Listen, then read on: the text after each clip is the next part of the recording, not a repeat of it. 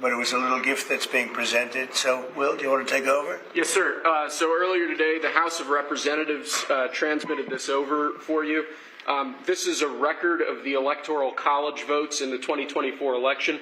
It shows your total of 312 votes. And the letter opener at the bottom of this framed display is actually one of the letter openers that was used to open the electoral votes during the counting. That's great. How many votes did the other side get? Less than you, sir, significantly. By how much? I don't want to get this wrong. It was 226. Oh. But the news said it was going to be the other way around, right? The news said it was going to be a lot closer. No, they said it was going to be a lot closer than that. It wasn't close. So 312 to 226, that's pretty good. Okay, that's good. Thank you. Thank them for me. That's very nice. Yes, sir. We'll tell the Speaker. We have a number of executive orders for your attention today, sir. The first relates to gain-of-function research. Gain-of-function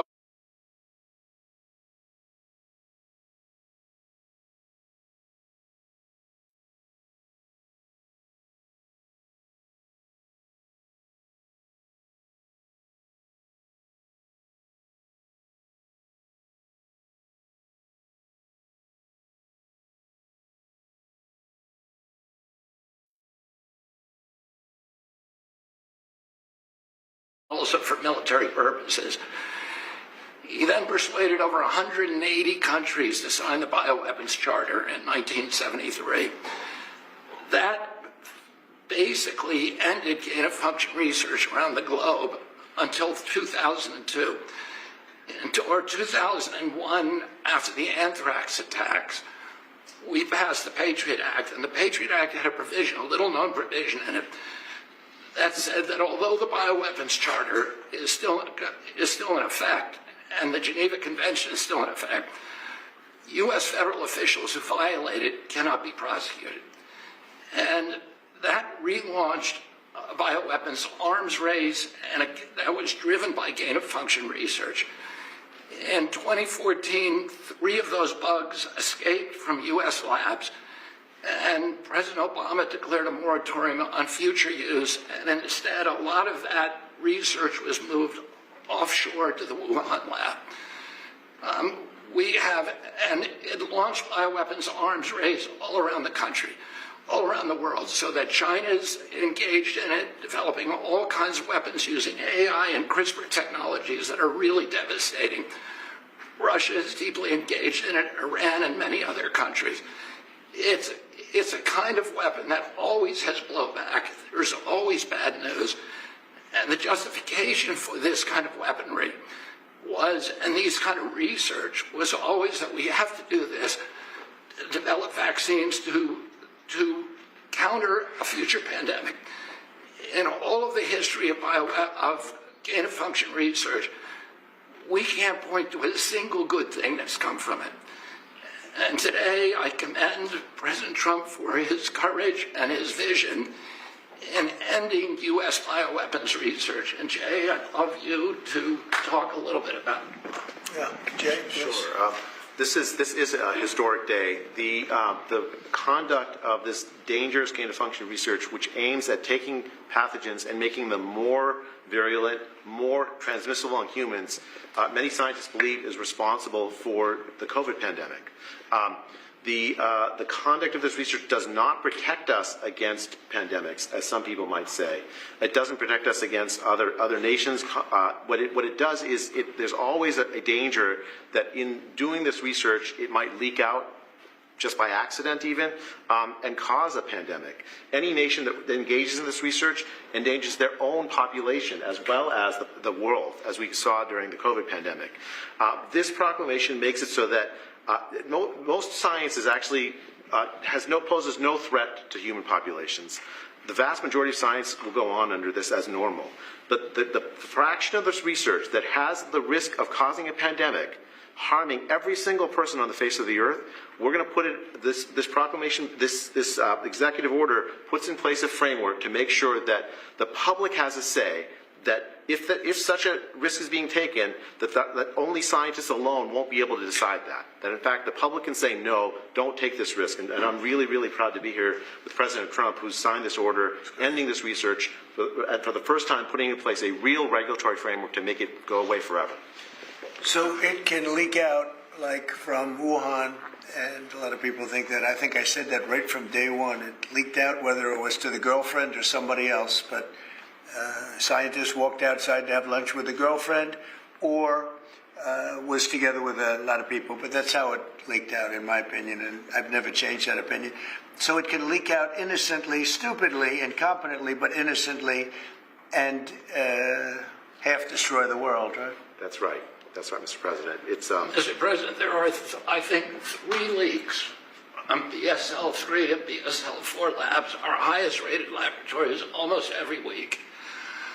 There's no laboratory that does this right. There's no laboratory that's immune from leaks, and this is going to prevent those kind of inadvertent leaks from happening in the future and endangering humanity. The COVID outbreak cost 20 million lives and cost the world at least $25 trillion. And this executive order is a precaution against us being involved in that kind of research in the future. That's great. Very honored to do this.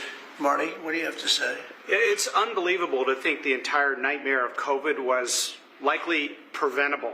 And you had good instincts early on, Mr. President, in suggesting it came from the Wuhan lab. That is now the leading theory among scientists. It was 5 miles from the hospital where it first broke out.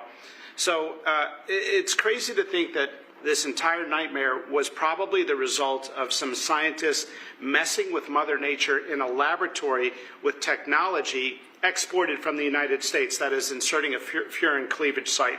So I hope this does some good in the world, Mr. President. Thank you for doing it. Anybody have any questions on that? Yes, please. On your proclamation designating this Mental Health Awareness Month, can you speak to concerns people are having regarding your administration cutting $1 billion in mental health programs from schools? Well, we're looking very closely at waste, fraud, and abuse, of which there's tremendous amount. People on that shouldn't be on, illegal immigrants on, people that came into the country illegally. We have many of them, and we're looking for that. But for the population that's supposed to be there, it's perfecto. And they want us to do that. They don't want to have the waste, the fraud, and the fraud is big, by the way, or the abuse. Question? Yeah, please. Thank you, Mr. President. I actually have a question for Secretary Kennedy, if you don't mind. Go ahead. You mentioned the anthrax attacks of 2001. At Zero Hedge, we're working on a piece revisiting that, and I've heard you speak at length about how that was likely a conspiracy from the inside of the Bush administration. So with your new current position, would you consider re-looking into that, given the questions that I've heard you raise in the past? Well, we're not at this moment going back. I mean, the FBI has already done an extensive investigation. They said that the anthrax was Ames anthrax. That came from a U.S. lab. Their accusation was that it was released by a scientist called Bruce Ivins, who subsequently committed suicide. There are many people who believe that Bruce Ivins was falsely accused and that it was somebody else in the lab. It's not something that we're currently investigating, but it's something that the FBI, the fact that it came from a U.S. lab is something the FBI determined. Yeah, please. There have been several Maha-aligned bills being proposed throughout the country, and I wanted to know what your thought was on that and the progress that Secretary Kennedy is making, first. And second, when you... no, I'm sorry. Let's answer the first one. You want to go ahead? I mean, we've had a wave. I think we have Maha legislation now in 36 states. In the past 2 or 3 weeks, I've been to Arizona, Utah, to West Virginia, to Indiana, signed SNAP waivers to get candy and soda off of SNAP, to change the school lunch program so that we're feeding our kids food instead of food-like substances that are made in laboratories, and to do a number of other initiatives that are being passed that are being driven by local Maha movement inspired by the president and that are being signed into law by various governors. We're very, very grateful for that. We've invited Brooke Rollins and myself have invited the governors of all the states to apply for SNAP waivers so we make sure that the supplemental nutrition assistance program is actually paying for nutrition and not sodas. 10% is now going to soda. There's no nutrition in a soda. And at the same time, you have like 19 attorneys general suing you and the Trump administration. Like, what do you make of that? Who are they? You have attorney general. Yeah, they are Democrats. It's like crooked Democrats, like really crooked Democrats. Is that who's suing? They know what they're doing. And what do you They're think just of the progress there? hurting our country. That's all. What's your These view of progress? are very dishonest people. They've lost their way. They've lost their confidence. They have no confidence. They have no idea what they're doing. They don't even know what they're suing for. So it's just one of those things. Yeah, please. Mr. President, on the pharmaceutical side, have you made any determination on kind of what those tariff rates may look like and the timing of those tariffs? I'll announce it over the next 2 weeks. Okay. Will, please. Oh, sorry. Do you have anything to say about this morning, what we just discussed? We have had this crazy system in the United States where American pharma manufacturers in the United States are put through the ringer with inspections. And the foreign sites get off easy with scheduled visits while we have surprise visits in the United States. Well, a scheduled visit is no inspection. So we are at the FDA delivering on this promise in the President's executive order and switching from announced to surprise inspections overseas.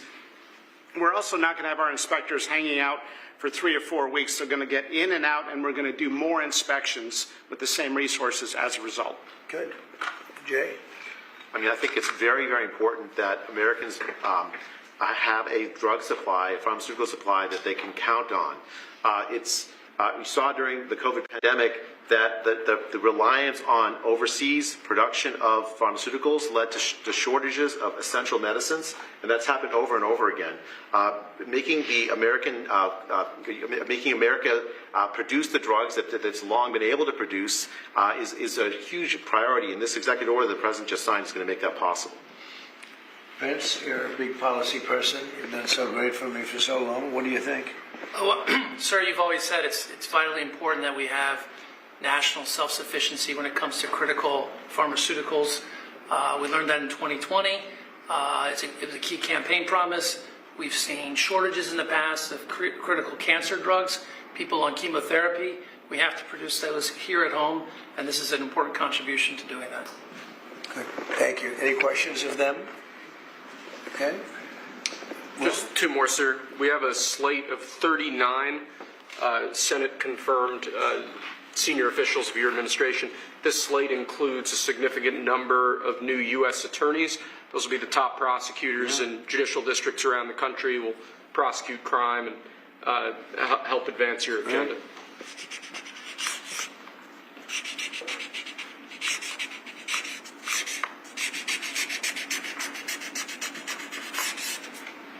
Okay, it's a lot of people, and they're very good people.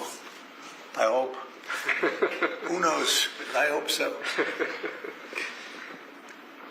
Okay, thank you. And then lastly, sir, we have another proclamation. This week is National Hurricane Preparedness Week. This is an issue that's particularly important, obviously, to your home state of Florida. This is just a proclamation recognizing National Hurricane Preparedness Week 2025.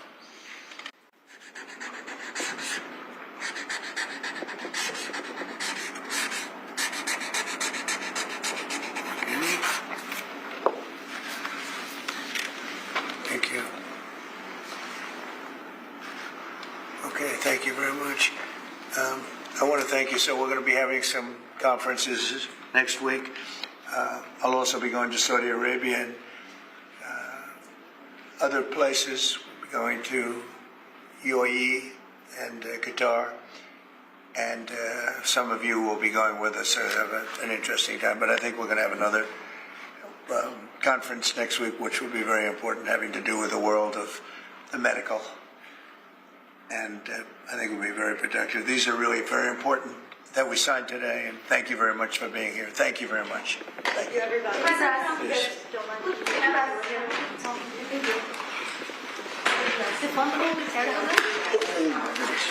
Thank you. You okay?